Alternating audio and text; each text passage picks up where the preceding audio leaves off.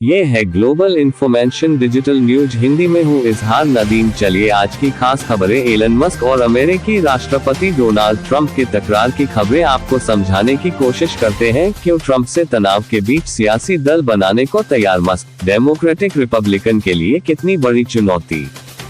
सार Elon Musk की Trump से नाराजगी की मुख्य वजह क्या है।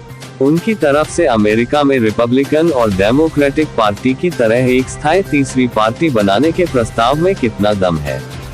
क्या अमेरिका में इस तरह के प्रयास पहले हुए हैं। ये प्रयास कितने सफल रहे। किसी पार्टी के लिए डेमोक्रेटिक और रिपब्लिकन पार्टी की जगह लेना मुश्किल क्यों है। आइए जानते हैं विस्तार। अमेरिकी राष्ट्रपति डोनाल्ड ट्रंप का बिग ब्यूटीफुल बिल सीनेट में पारित हो गया है। सरकारी खर्चों को बढ़ाने से जुड़ा यह विधेयक ट्रंप और दुनिया सबसे अमीर शख्स एलन मस्क के रिश्ते बिगड़ने की वजह भी है। मस्क इस विधेयक का खुलकर विरोध कर रहे हैं। अब एलन मस्क ने कहा है कि अगर बिग ब्यूटीफुल बिल पारित हो जाता है तो उसके अगले ही दिन एक अमेरिकन पार्टी का गठन किया जाएगा। आखिर एलन मस्क की ट्रंप से नाराजगी की मुख्य वजह क्या है। उनकी तरफ से अमेरिका में रिपब्लिकन और डेमोक्रेटिक पार्टी की तरह एक स्थायी तीसरी पार्टी बनाने के प्रस्ताव में कितना दम है।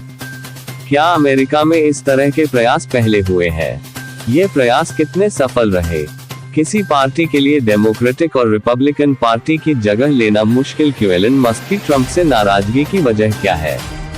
एलन मस्क ने ट्रंप के चुनाव अभियान में करीब $30 करोड़ लगभग 2,500 करोड़ रुपए तक खर्च किए थे।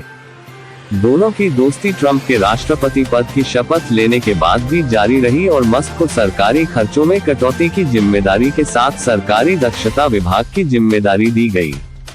हालांकि ट्रंप ने जब बिग ब्यूटीफुल बिल के जरिए अमेरिका में कई व्यवस्थाओं को बदलने की मंशा जताई तो मस्क ने इसका विरोध किया। आलोचकों ने भी इसे लेकर कई चिंताएं जाहिर की है। मसलन इस विधेयक में लोगों को मिलने वाले हेल्थ के प्लान को या तो कमजोर किया जा रहा है या लोगों से इसकी व्यवस्था ही छीनी जा रही है। इसके अलावा यह विधेयक अगर कानून बनता है तो ट्रंप की नई योजनाओं पर सरकारी खर्च बढ़ने की वजह से अगले दशक तक अमेरिका का कुल कर्ज $37 ट्रिलियन करीब 3,172 लाख करोड़ रुपए से बढ़कर $40 ट्रिलियन तक पहुंच सकता है। मस्क का कहना है कि ट्रंप सरकार का नया विधेयक अगर कानून बनता है तो इससे अमेरिकी नागरिकों पर कर्ज और बढ़ जाएगा और राष्ट्रपति का वह वादा जिसमें उन्होंने सरकारी खर्चों में कटौती करने की बात कही थी, उसका मकसद भी नाकाम हो जाएगा। ट्रंप अपनी योजना के तहत कानून बनाकर अमेरिका में स्वच्छ ऊर्जा के लिए मिलने वाली सरकारी सब्सिडी को भी कम करने या खत्म करने की तैयारी कर रहे हैं। मस्क इसे लेकर ट्रंप से सबसे ज्यादा नाराज है। दरअसल मस्क की वाहन कंपनी टेस्ला स्वच्छ ऊर्जा पर आधारित कार और ट्रक बनाती है। इस कंपनी को अमेरिकी सरकार की स्वच्छ ऊर्जा नीतियों के तहत फायदा मिलता है। एलन मस्क की तरफ से अमेरिका में नया राजनीतिक दल बनाने का प्रस्ताव नया नहीं है। पिछले महीने ट्रंप से विवाद के बीच उन्होंने एक्स पर एक पोस्ट के जरिए सर्वे कराया था। इसमें 80% लोगों ने उनके नई पार्टी बनाने के प्रस्ताव का समर्थन किया था। तब मस्क ने कहा था कि यह अमेरिका में 2 पार्टी के सिस्टम से लोगों का मोहभंग होने का संकेत है। मस्क ने कहा है कि वह ट्रंप के विधेयक का समर्थन करने वाले लगभग सभी रिपब्लिकन नेताओं के खिलाफ अगले चुनाव में किसी दूसरे उम्मीदवार को समर्थन देंगे। मस्क ने कुछ नेताओं का खुले तौर पर समर्थन शुरू भी कर दिया है।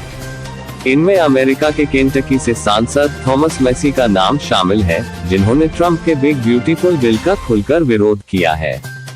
अमेरिका में कोई पार्टी तोड़ सकती है रिपब्लिकन डेमोक्रेटिक पार्टी का वर्चस्व। ऐतिहासिक तौर पर देखा जाए तो अमेरिका में सबसे लंबे समय से ग्रांड ओल्ड पार्टी के नाम से लोकप्रिय रिपब्लिकन पार्टी और डेमोक्रेटिक पार्टी ने सत्ता पर कब्जा बनाए रखा है। इसी के चलते अमेरिका की राजनीतिक प्रणाली को 2 पार्टी सिस्टम यानी 2 पार्टियों की प्रणाली से जोड़कर देखा जाने लगा है। हालांकि अमेरिका 2 पार्टी सिस्टम वाला देश नहीं रहा है।